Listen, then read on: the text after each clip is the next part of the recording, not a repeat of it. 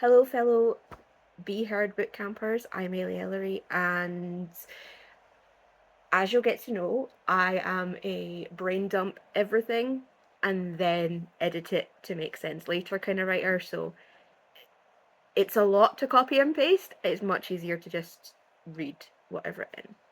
So my 3 reasons for staying invisible are: 1, my health. I've been put on pause, not stop, a number of times over the last few years. Okay, make that decades.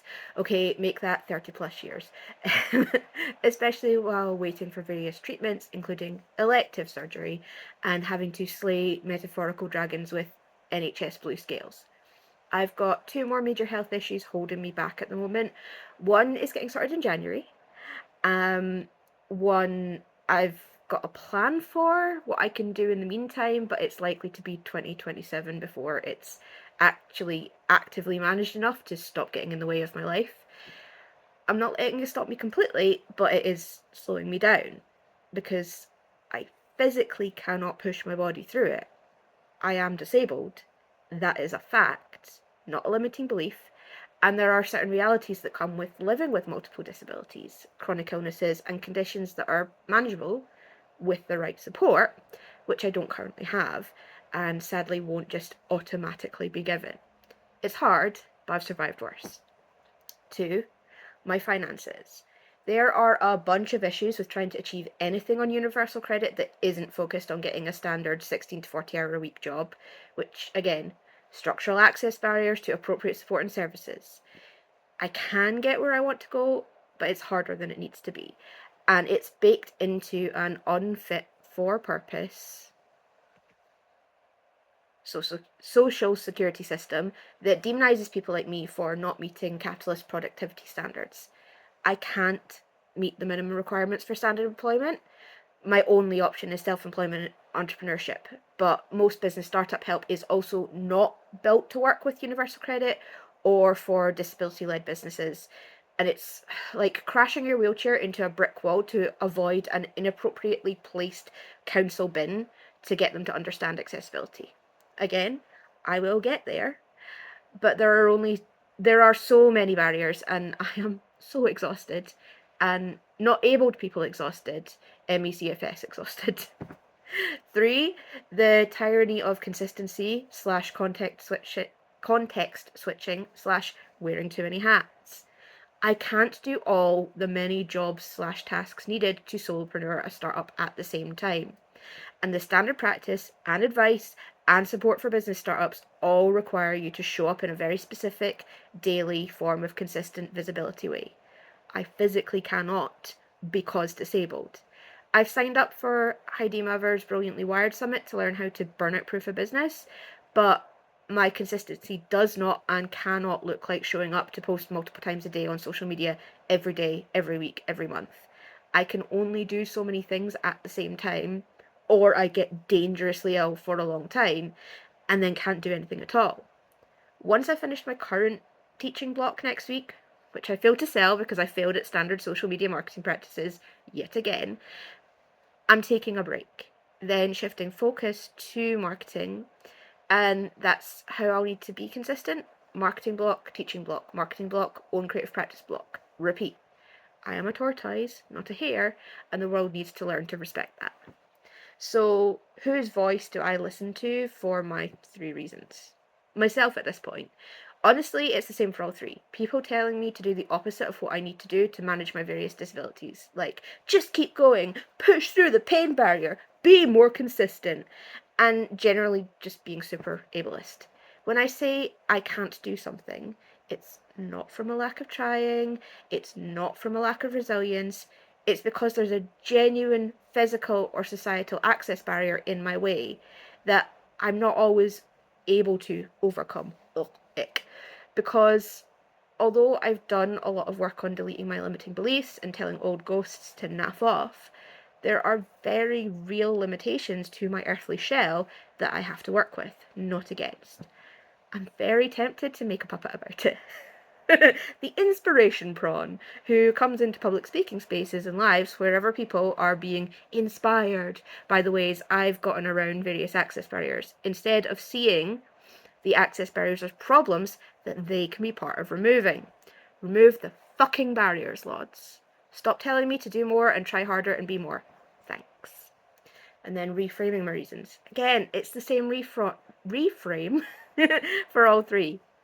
I have achieved up to this, everything I have achieved up to this point has been with severe MECFS. For context, mild MECFS means at least a 50% reduction in energy and physical abilities, and there is no real treatment for it.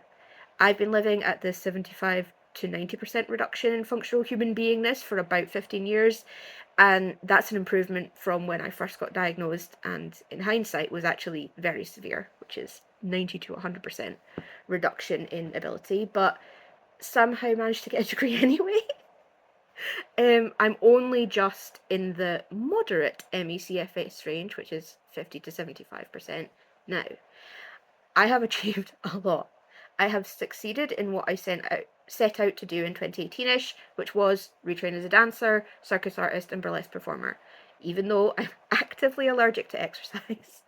And I built my own equivalent of undergrad dance training and a master's in dance teaching through unconventional means between 2018 and 2024. Now I'm at the start of learning how to turn that into an actual business. At the start of learning to dance again, I did not know what I was doing. I could barely even walk, let alone teach an entire 9-week act development series. Now I can do that easily. It will take time to learn how to communicate my message and market my courses, and I'll have to do it in a way that suits my specific access needs, just like I had to learn to move and teach via a different path than the standard route. I will get there, and I will learn how. This bootcamp is part of that, and I'm smashing it already. And then my why is, in 2016-17, after I'd learned how to walk again and been discharged from rehab physiotherapy for FMD, I was encouraged to pick a physical activity that I enjoyed to keep on with my recovery journey. I'd already dabbled a bit in burlesque and circus skills as a hobby before my brain short-circuited and forgot how to do basic motor functions. I picked dance. Only over 20 dance schools, dance fitness classes, and even my local disability sports org said no. No, I was too disabled to participate safely.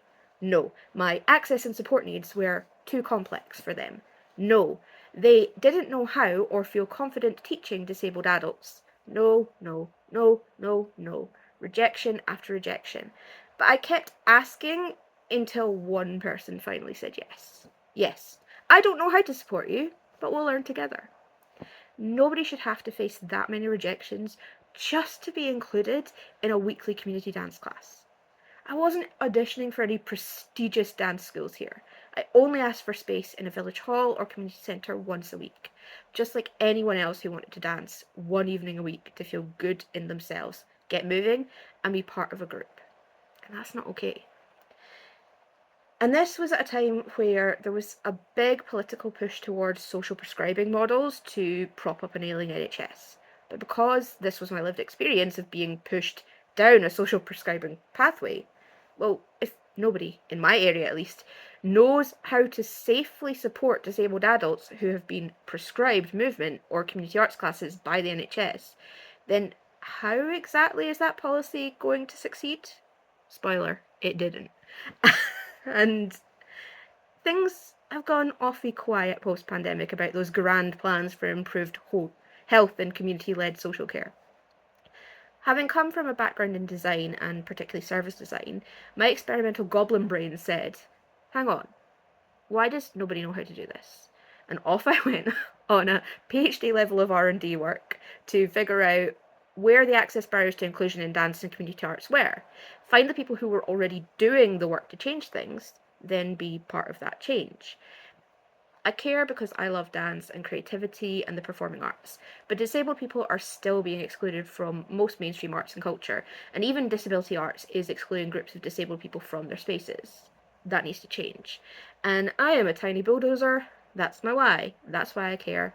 I was excluded myself, and I don't want anyone else to experience it, because I believe in leaving a space and the world better than you found it. And that is all I've written for the moment. I hope everyone has a fantastic day, gets on well with the task, and I'm looking forward to tomorrow. Ta-ta for now.